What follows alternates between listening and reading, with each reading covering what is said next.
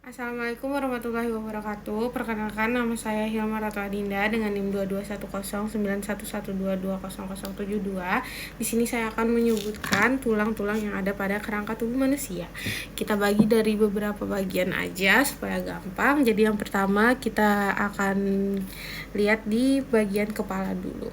Jadi yang pertama itu bagian depan atau bagian dahi ini disebut dengan os frontal. Kemudian kita ke samping, ini disebut dengan os temporal. Sama halnya di samping sini juga itu bisa disebutkan sebagai os temporal.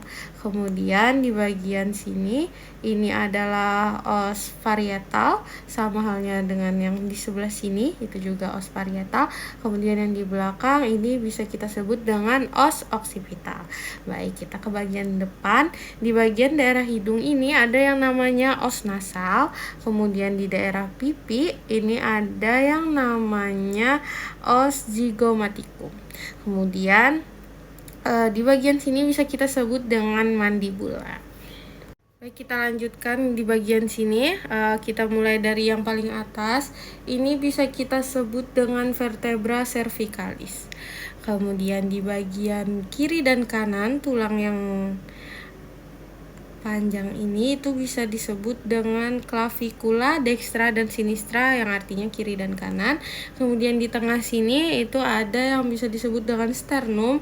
Kemudian samping-sampingnya ini bisa disebut dengan costae.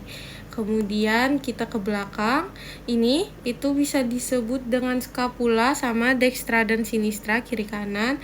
Kemudian ini bisa disebut dengan vertebra thoracalis.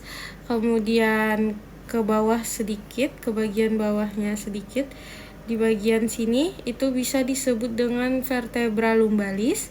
Ke bagian paling bawah yang paling besar ini itu bisa disebut dengan os sacrum. Nah, di ujungnya ini itu bisa kita sebut dengan os coccygeus.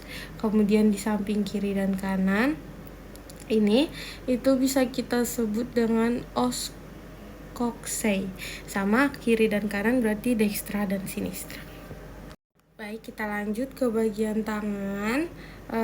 Dimulai dari yang paling atas, ini bisa kita lihat ada clavicula, kemudian ini ada scapula. Di bagian lengan sini itu bisa disebut dengan tulang humerus. Kemudian di bawah humerus itu ada dua tulang yang bisa yang bagian lebih besar ini disebut os radius, yang lebih kecil itu disebut os ulna. Kemudian di bagian telapak tangan ini ada tulang os lunatum. Kemudian di sampingnya ada yang di sini itu bisa disebut dengan os capoideum. Kemudian ini os trapezium, ini os trapezoideum, ini os capitatum, ini os hamatum. Kemudian di sebelah sini os pisiformi. Kemudian ini adalah os metacarpa atau ossa metacarpalia. Kemudian di tengah sini itu bisa disebut dengan palang proksimal. Kemudian di sini bisa disebut dengan palang media.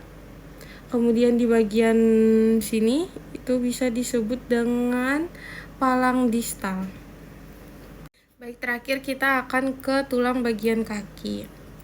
Jadi dari atas ini itu bisa disebut dengan os coxae. Kemudian di bagian tulang pada paha itu bisa disebut dengan os femoris.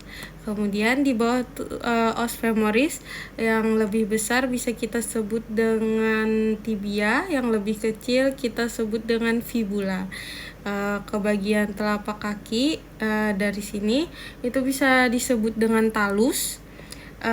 Kemudian ini bisa disebut dengan os navicular. Kemudian di bagian sini itu os cuneiformi medial, ini cuneiformi intermedium, ini cuneiformi lateral, dan ini cuboideum. Kemudian ada tulang yang paling besar di telapak kaki itu disebut dengan calcaneus. Kemudian di sini itu bisa disebut dengan osa metatarsalia. Os metatarsal atau osa metatarsalia. Kemudian di bagian tengahnya itu bisa disebut dengan palang proksimal. Kemudian ini kita bisa sebut dengan palang media, dan yang paling ujung bisa kita sebut dengan palang distal.